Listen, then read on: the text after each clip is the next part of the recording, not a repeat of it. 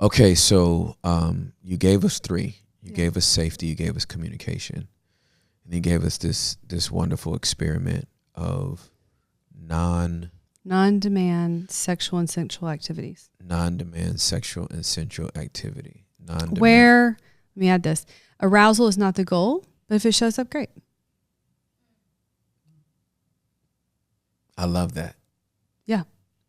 All right. This is a little caveat to this, because you made a statement that blew my mind a few months back, and it was around arousal. Yeah. You said that arousal is not something.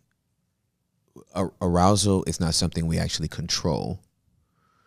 We just control the environment you can control the conditions. We control the conditions of arousal, but we don't actually control arousal. Yeah. That one statement, and you said it in group, and it wasn't like a big focus thing. It was like, Tim, like, you know what I mean? You weren't focused on me. It's like, it's our whole group there. It's 10 people in our group plus our therapist, and sometimes our other person. Yeah. Coach, or I don't know. Co-coaches. Okay. So sometimes it's 12 of us, but most times it's 11. And Jenna makes this statement like, oh, yeah, you don't control arousal. You just control the conditions by which you're aroused. And I went, oh, my. Yeah, you do that in group a lot. Literally, I think little Timmy was like, oh, my God. Because here was my thought. This is why sex education is so important. Yeah. It's very, very important. It's so important. Yeah. Because I was 47. Like, this is still within the calendar year, me being 47 when you said those this. memes like, I was today years old. I was today years old. I was definitely five months old ago when I heard this, right? But here's the thing that happened when you made that statement. My 8-year-old woke up. Yeah, he didn't know that. My 8-year-old woke up and thought, so I was abused at 8. Yep. By a teenage boy. Now, I'm prepubescent. So. But you start getting arousals in the womb. Thank you. Not arousals, erections, sorry. Okay, so now I'm today years old knowing that I had a boner in my mom's womb. That was so juvenile. Can't prove that, but like there's like sonograms out there kind of showing some of that stuff, and they're saying that. But like they're that's a definite boy. Yeah, you start getting erections because erections are a blood flow thing. Yeah, absolutely. Early. Yeah. So so even though you're prepubescent. Yeah. You'd have erections. I was just saying that in terms of, even though this is sexual abuse, this is not welcomed. Yeah. It's damn sure not warranted. No. Right? And completely out of my control with the age difference, the size difference in our bodies. And it feels... That is one of the hardest concepts of childhood sexual abuse. You know what I'm saying? It feels... Or sexual assault, adult sexual assault. Yeah, it's both. Exactly. Okay. This feels good. Or a better word would be, I was aroused by what was happening. Yeah, so I probably should retract the statement that I kind of flippantly said on the front end of the podcast, which is like, shame will squash arousal. It can. And you press the right buttons on the body, arousal and orgasm at times can show up. Yeah, for sure. So those things happen inside of non-consensual sexual experiences, assault, rape, childhood sexual abuse, and it does not mean that it was wanted. That is rape culture. Yeah, for sure. That has taught that message. Absolutely. And so you have that, and then you have poor sex education, which teaches people not what to do with their arousal. Yeah. So again, sex education done well would really help a lot of people. Well, I absolutely agree. I think for me, once I understood the revelation of arousal, yeah, it's my way of saying it. I understood, like, okay, so something aroused me at 8 years old by a teenage boy. That still arouses me, married, Yeah. to my wife. Yeah. And if I want to be aroused in that way Yeah. by my wife, it does not have to be connected No. to that teenage boy.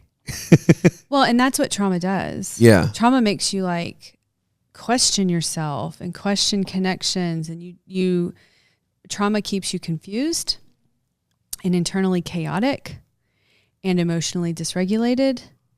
And all of that has gotten paired with something that was meant to be pleasurable and good.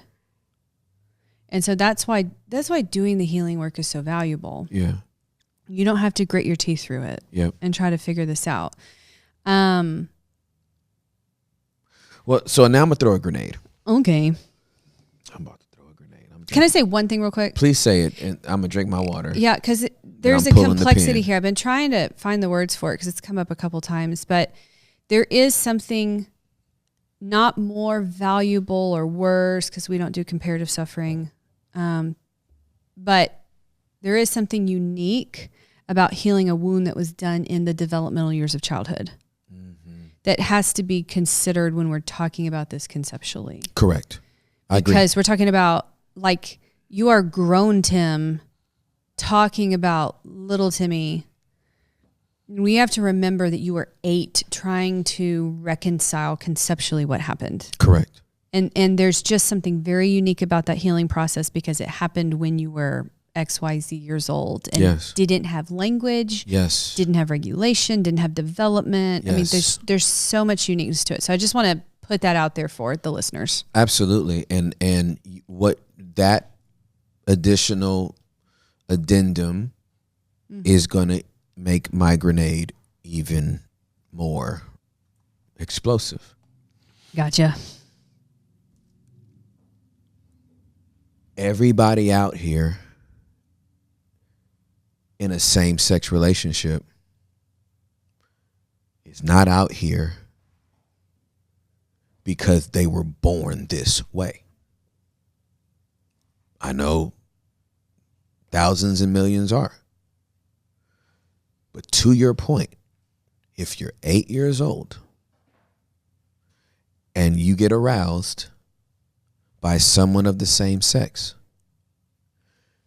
before the adult in you can write a narrative and really cleanly separate what that is, there's a whole lot of narratives that can be written to reinforce, it happened. You got aroused by this person. You got aroused by a male and you're a male, then you need to continue to be with males. You got aroused by a female and you're a female, you need to continue to be aroused by females. So I just want to put that out there. I know that I'm inviting smoke and I'm opening up Pandora's box as a result, but I'm telling you, I was aroused sexually at 8 years old by a teenage boy. That doesn't make me homosexual or bisexual. No. Or anything other than a sexual being whose body worked correctly. Sexually. Because it was exposed to sexual content. Aroused. Yeah. I'll speak to it a little bit. It's not my main area of expertise as a sex therapist. By the way, sex therapist is actually, it's a niche and then it's a huge umbrella. Correct. But I did train a little bit under a gentleman whom I just adore and admire so much named Mark Yarhouse. And he is incredible. I would say read all of his stuff. He's also, I think he's an Enneagram 5. Okay. Like, why did you whisper that? Because I'm like, am I starting a rumor? But he's one of the numbers. For sure. He deep dives. He just gives me 5 vibes. Let me put it that way. Got it. Okay, got like you. 5 vibes. Yeah. Just deep dives so incredibly on topics and just brings a brilliance, but also is just a salt of the earth person. Like, I don't know if I've met anyone as compassionate as Mark Yarhouse. Like, I just, listening to him teach and talk. And like, I just could sit under his mentorship forever. I just really enjoy him. But this is actually his expertise, is in kind of the LGBTQ world, and does some incredible work. And I do trust him as an academician and a researcher. And, my biggest concern about those conversations is how poorly they're being done. Absolutely. To your point. Yeah.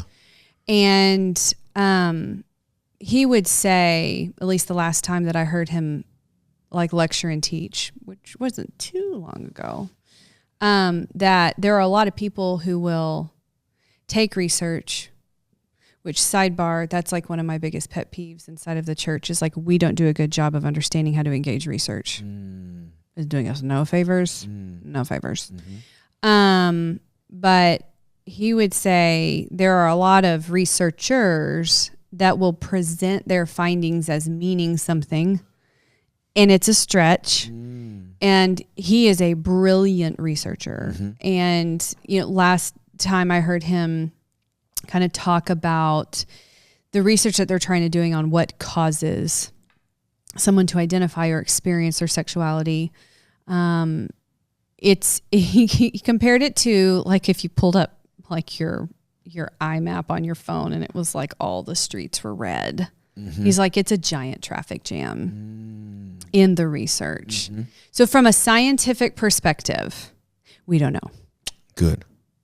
And then to piggyback on what you're saying, which has been one of my big pet peeves just in general, if we taught our children to understand arousal, I think there's still normal, like, developmental confusion that would be appropriate as we develop sexually, which starts at birth, by the way, that we'd have to navigate and they would ask questions about.